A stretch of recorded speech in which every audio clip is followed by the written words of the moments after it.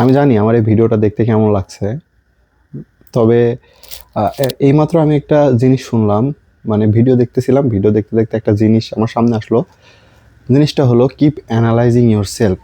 মানে এটা আমি বুঝলাম, মানে এটা দেখে আমি অনেক কিছু রিয়েলাইজ করলাম। আমি 2022 সাল থেকে 2022 সালে আমার সর্বপ্রথম পিসি আসে। আর তারপরে আমি 2 বছর ওটাতে ডিজাইন করি।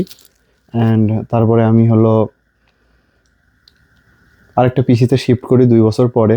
তখন থেকে ছোটোখাটো ডিজাইনের পরে এডিট শুরু করি, ছোটোখাটো এডিট করতাম। তারপরে 2 বছর পরে এই যে শুরু করি আবার এডিট শুরু করতে করতে ফের একটা পিসি নিই। তার মানে 22 সালে 24-25 সালের মাঝামাঝি একটা পিসি নিই। হুম, প্রথমে ছিল i5 6 Gen দিয়ে, পরে নিই Ryzen 3400G। তারপরে আমি তার 3 মাস পরে একটা ভালো ভাইয়ের কাছে কাজ পাই, অনেক ভালো। তো তার পরামর্শে আমি একটা জিপিইউ দিয়ে, একটা 32 GB র্যাম দিয়ে সেই সময় একটা পিসি নিই, আজ থেকে 1 বছর আগে। তো 1 বছর না, 8 মাস আগে। তো এই 6-8 মাসের ভিতরে আমি ওই পিসিটাও সেল দিয়ে দিই।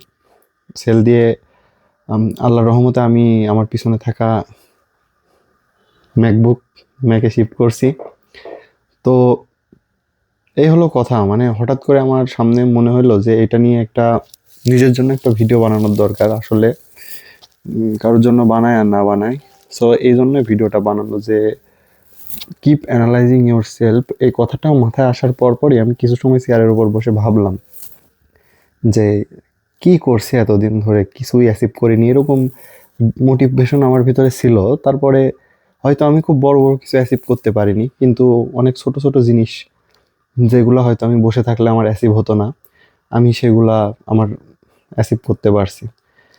এত কিছু শেষে একটা জিনিস আমি বুঝতে পারছি, সেই জিনিসটা হলো এই যে সব ভিডিওতে বলে না যে work hard consistency, work hard consistency, কি করতে বলে? এই কথাটা এমনি এমনি বলে না।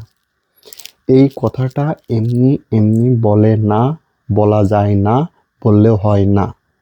এইটার পাওয়ার সবার ভেতরে থাকে না। কনসিস্টেন্সি একটা, আর একটা হলো কনসিস্টেন্সি তো আর হার্ড ওয়ার্ক সবাই করতে পারে না। দ্যাটস ওয়াই অধিকাংশ মানুষ আপনারা দেখবেন যে সেই পর্যায় পর্যন্ত যাইতে পারে না। হয়তো বা কেউ করছে কিন্তু সে সেরকম কিছু পায়নি, এটা উপর আল্লাহ থেকে নির্ধারিত। তবে আমি একটা জিনিস মনে প্রাণে বিশ্বাস করি, সেটা হলো আল্লাহ সবসময় দেখে আপনি কতটা চেষ্টা করছেন।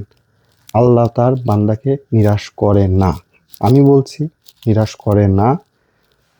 যে যতটুকু পরিশ্রম করবে ঠিক ততটুকুই সে ফল পাবে, ততটুকুই পাবে, আল্লাহ দেবে। আল্লাহ তার বান্দাদের নিরাশ করে না।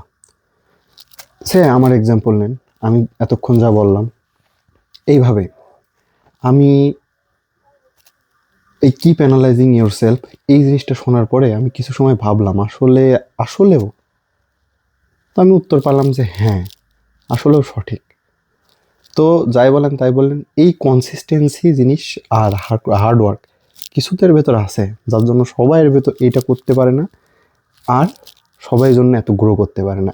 এই হলো সবচেয়ে মেন বিষয়, কি পয়েন্ট, যেটার জন্য ভাবলাম যে ভিডিও বানাবো। তো কি ভিডিও বানাবো? ভালো ক্যামেরা, ভালো এডিট। এখন দেখলাম যে ভালো ক্যামেরা, ভালো এডিট, এগুলা আমি যদি নিজে এডিটর হলেও এটা ক্যামেরা যদি ভালো ফুটেজ না হয়, ওইটার মানে কতই হাই গ্রাফিক্স দেবো, কত এডিট করবো। এই জন্য ক্যামেরার সামনে ধরলাম, ধরে আসলে নিজের থটটা কি এটা আমি এক্সপ্রেস করলাম আপনাদের সামনে। নিজের জন্য আর কি ভিডিও বানানো, পাবলিকলি ছাড়বো তো, ওই জন্য আপনাদের কথা বলছি। এটাই হলো কথা। সো আজকে থেকে মোটিভেশন আরও দ্বিগুণ, কনসিস্টেন্সি দ্বিগুণ, consistency no limit, hard work no limit. আরও বেশি হবে আজকে থেকে ইনশাল্লাহ। 2030 সালের ভেতরে আরও ভালো কিছু হবে, আরও হার্ডওয়ার্ক করব এবং সবাই করবেন ইনশাল্লাহ।